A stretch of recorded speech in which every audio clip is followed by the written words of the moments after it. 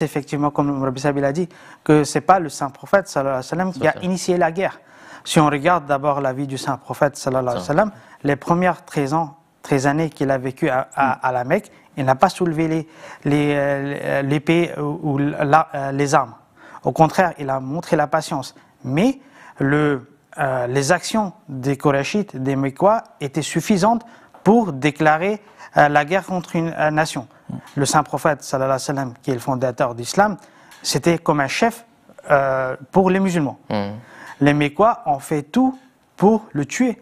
Ils ont boycotté les musulmans, ils n'ont pas donné à manger, ils ont pilé leurs biens, jusqu'à qu'ils ont même tué les musulmans. Et jusqu'à ce point-là que les musulmans, ils étaient contraints à immigrer. Ils sont partis vers Abyssinie, mais les Mecquois ne l'ont pas laissé quand même. Ils sont partis derrière, ils ont envoyé des gens pour aller en Abyssinie, pour le chercher de nouveau, pour le ramener à la Mecque. Ensuite, le saint prophète sallallahu alayhi wa sallam lui-même, il a été persécuté, comme a mentionné Rabbi Saïb. Ensuite, jusqu'à ce point-là qu'ils ont à la fin décidé de se réunir les jeunes de différentes tribus et assassiner le saint prophète sallallahu alayhi wa sallam. Ça, en soi-même, c'est suffisant comme une déclaration de la guerre. Mais malgré cela, le saint prophète sallallahu alayhi wa sallam, ce que lui, il a fait, il est immigré de là-bas. Il est parti en Médine, il a immigré. Il est parti en Médine. Mais malgré, une fois qu'il a immigré, il est parti dans une autre ville, les Mecquois encore n'ont pas le laissé tranquille. Donc on retrouve dans les hadiths, dans les narrations, que les musulmans, lorsqu'ils sont arrivés à Médine, même la nuit, ils dormaient avec leurs armes à leur côté. Parce qu'ils craignaient toujours une attaque surprise. Et on retrouve plusieurs narrations concernant même le saint prophète sallallahu alayhi wa sallam qui ne dormait pas assez, et des fois il disait que il espérait qu'il y a quelqu'un qui peut monter la garde et lui il peut dormir. Donc on retrouve des hadiths dans lesquels il a dit ça. Et il y avait un Ansari qui est venu, qui a dit le saint prophète sallallahu alayhi wa sallam, je monte la garde, et le saint prophète lui a remercié et il est parti se reposer. Donc tout cela montre que les musulmans ont essayé d'éviter la guerre. Mais les Mecquois ne l'ont pas laissé le choix. Mais vous voyez, le truc, c'est qu'il y a ce principe aussi, même dans les États, c'est-à-dire même aujourd'hui en France ou même dans n'importe quel pays, si on est en Allemagne par exemple, il y a le principe de légitime défense. Et tout le monde le comprend. Oui, bien sûr. Mais quand il s'agit d'un prophète, on se dit...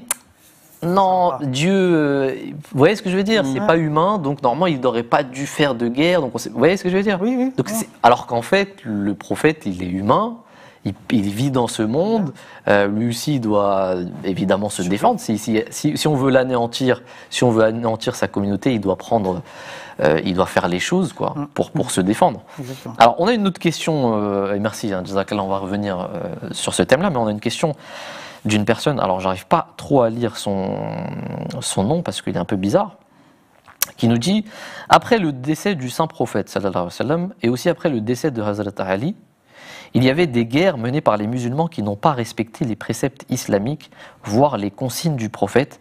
Qu'en dites-vous » Ben justement, s'ils n'ont pas respecté les consignes du saint prophète, sallallahu alayhi wa sallam, ça répond de soi. Même aujourd'hui, il y a beaucoup de gens qui se disent musulmans et qui soulèvent... pas l'épée, mais des armes, et qui créent qui fomentent le trouble sur Terre. Mais ils ne sont pas ni légitimes, ni ne sont-ils en droit de faire ce qu'ils font. Ce qu'il faut savoir, c'est qu'à l'époque du saint prophète, sallallahu alayhi wa sallam, c'était le saint prophète, sallallahu alayhi wa sallam, lui-même qui avait la légitimité de prendre la décision de répondre à une attaque. Donc, quand il y avait une guerre, c'était le saint prophète sallallahu alayhi wa sallam, qui disait bon, préparez-vous, on va combattre tel groupe. Aujourd'hui, on n'a pas ce leader aujourd'hui qui puisse nous dire bon ben voilà, l'islam est attaqué, alors on va se défendre. Ok. À l'époque du saint prophète sallallahu alayhi wa sallam, aucun musulman ne s'est dit ah ben on est attaqué ici, alors on va prendre nos armes, on a un petit groupe et on va y aller. Aucun des musulmans n'a pris cette initiative. Ça sciait le saint prophète, et lui uniquement.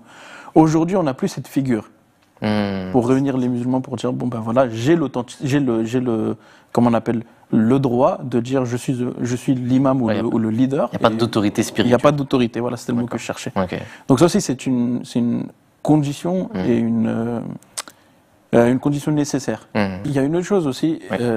Effectivement, aujourd'hui, on peut dire que l'islam est attaqué. Il n'y a aucun doute là-dessus. Mais l'islam n'est pas attaqué par l'épée. Aujourd'hui, il y a une propagande qui est flagrante. On n'a même pas besoin de la prouver ou quoi que ce soit. Elle est flagrante. On la voit sur toutes les plateformes. Sur tous les médias. Sur tous les médias. D'accord. Et dans différents pays. Donc l'islam est attaqué, effectivement. Mais le Saint-Coran nous enseigne aussi d'avoir cette proportionnalité. C'est-à-dire que si on vous attaque par l'épée, défendez-vous par l'épée. Mais si on vous attaque par les arguments, défendez-vous par les arguments. Donc là, on fait la guerre, là. Donc là, on peut faire la guerre, mais actuellement, dans cette émission, on peut dire ça, ouais. Oui, effectivement, bien sûr. On peut dire ça. Ça, c'est très important. Alors,